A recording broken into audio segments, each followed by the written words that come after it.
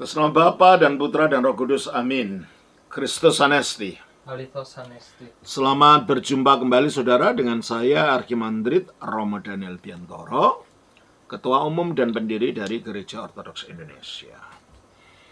Kita akan melanjutkan acara kita, yaitu menjawab pertanyaan-pertanyaan saudara. Kali ini pertanyaan berasal dari saudara Begu Ganjang. Selamat bertemu kembali saudara Begu Ganjang. Pertanyaannya adalah, Romo, aku ada pertanyaan lagi. Ya, jika Romo ada waktu yang tepat mohon dibalas. Ini saya balas. Romo, bagaimana kita orang Kristen dengan yakin tanpa ragu sedikit pun bahwa kita benar-benar umat pilihan, bahwa kehidupan kita pasti selamat kelak di pengadilan Tuhan di hari akhir. Minta tolong disertai ayat, nasihat, tips, dan penjelasannya. Terima kasih Romo. Saudara Begu Ganjang, bagaimana kita orang Kristen dengan yakin tanpa ragu?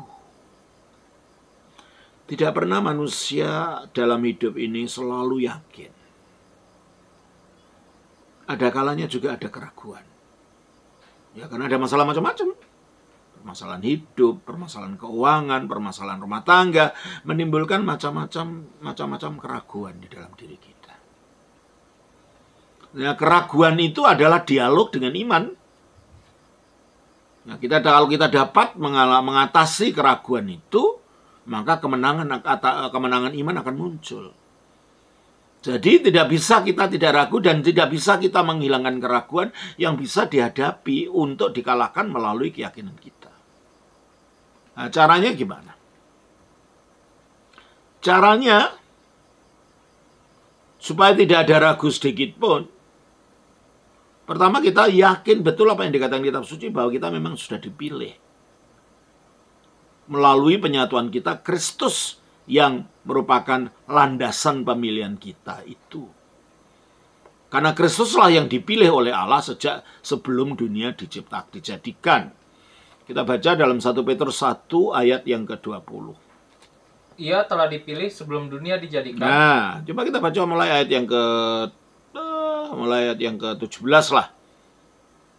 Dan jika kamu menyebutnya Bapa, yaitu Dia yang tanpa memandang muka menghakimi semua orang menurut perbuatannya, maka hendaklah kamu hidup dalam ketakutan selama kamu menumpang di dunia ini. Ya, harus ada rasa takut kepada Allah, rasa takut pada hukum-hukumnya, rasa takut untuk berbuat dosa, rasa takut untuk melanggar. Nah, itu maksudnya, ya. Kamu hidup dalam ketakutan, maksudnya hidup takut dalam yang saya sebutkan tadi. Terus? Sebab kamu tahu bahwa kamu telah ditebus dari cara hidupmu yang sia-sia, yang kamu warisi dari nenek moyangmu itu, bukan dengan barang yang fana, bukan pula dengan perak atau emas, melainkan dengan darah yang mahal, yaitu darah Kristus yang sama kalau kita beriman pada Kristus, kita sudah menyatu dengan Dia, menyatu dengan penebusannya, yaitu darahnya yang tercurah. Kita pun mendapatkan pengampunan dosa kita. Efesus 1 ayat 7. Sebab di dalam Dia dan oleh darahnya kita beroleh penebusan, yaitu pengampunan dosa. Kita harus yakin apa yang dikatakan oleh Allah ini tentang penebusan ini. Kembali kepada 1 Petrus 1 ayat yang ke 19-20, maaf ya. Melainkan dengan darah yang mahal, yaitu darah Kristus yang sama seperti darah anak domba. Dan itulah kita ditebus melalui itu. Terus? Yang tak bernoda dan tak bercacat. Ia telah dipilih sebelum dunia dijadikan. Nah, Kristus yang dipilih. Kalau kita ada dalam Kristus, beriman kepada Kristus, kita terhisap dalam pemilihan itu. Efesus 1 ayat 4, maaf. Sebab di dalam Dia Allah telah memilih Sebab di dalam Dia, artinya dalam persekutuan dengan Dia, artinya dalam panunggalan dengan Dia, oleh iman kepada Kristus. Terus apa? Allah telah memilih kita. Allah memilih kita terhisap dalam pemilihan Kristus itu. Sehingga kita menjadi orang pilihan. 1 Petrus 2 ayat 9. Tetapi kamulah bangsa yang terpilih, imamat yang rajani. Kamulah bangsa terpilih. Ya kan?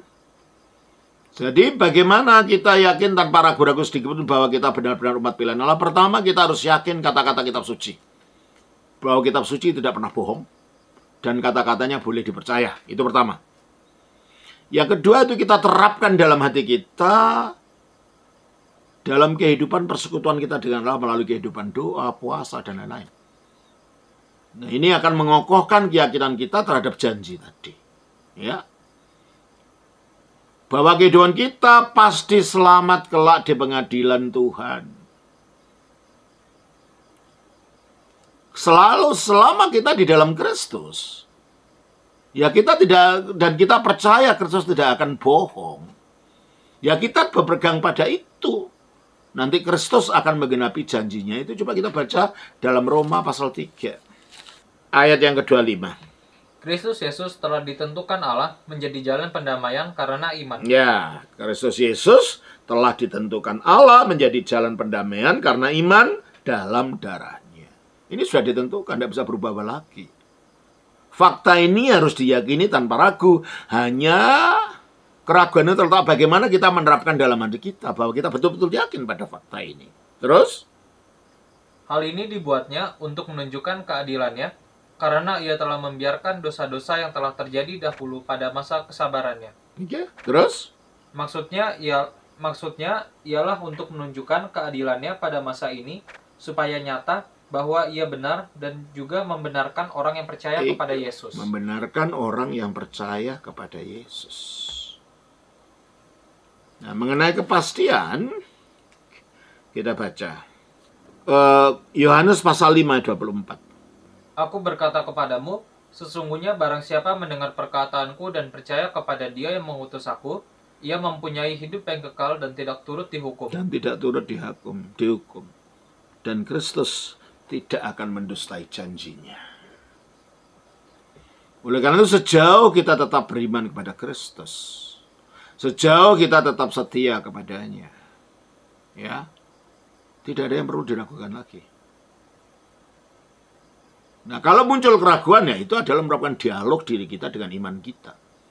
Dan harus dikalahkan rasa dialog. Bukan fakta bahwa Allah telah menjanjikan keselamatan itu. Tapi fakta bahwa hati kita sering kadang-kadang turun naik. Jadi perjuangan kita bukan perjuangan supaya mendapat keselamatan. Itu sudah diberikan. Tinggal kita menerapkannya dalam hati kita. Ya, Saudara Beku Ganjang, saya kira itu yang dapat saya berikan jawaban pada kali ini. Tuhan memberkati.